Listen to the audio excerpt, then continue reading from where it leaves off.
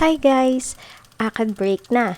Pero wait, bago ka magtuloy-tuloy sa Noche Buena mode or puyat sa K-drama, why not learn something fun and cool about the holiday season? Kasi learning doesn't stop, diba? And don't worry, mabilis lang to, promise.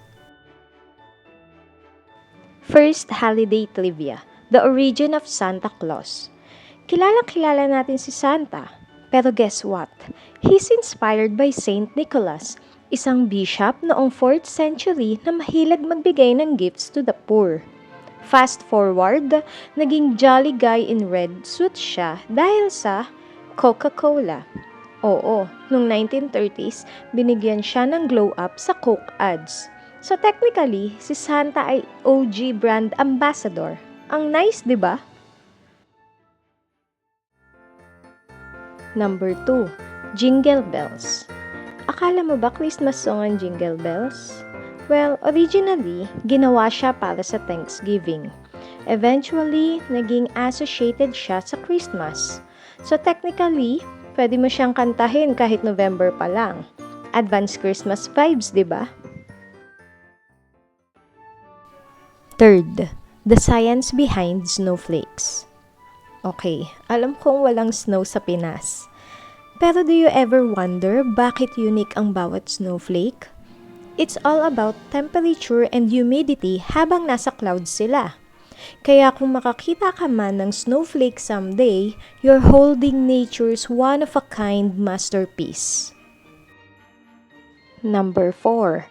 Bakit may fireworks tuwing New Year?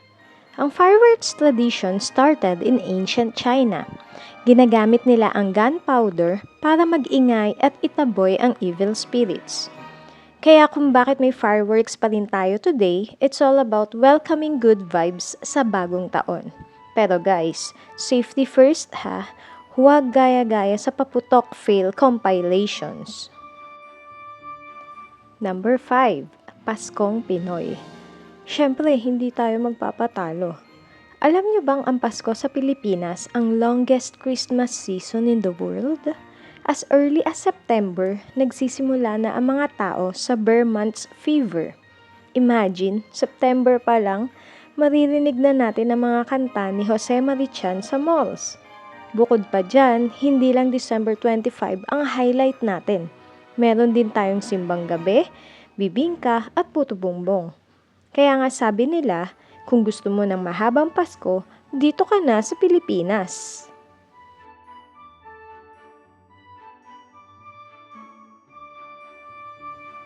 Bonus trivia, New Year's superstition.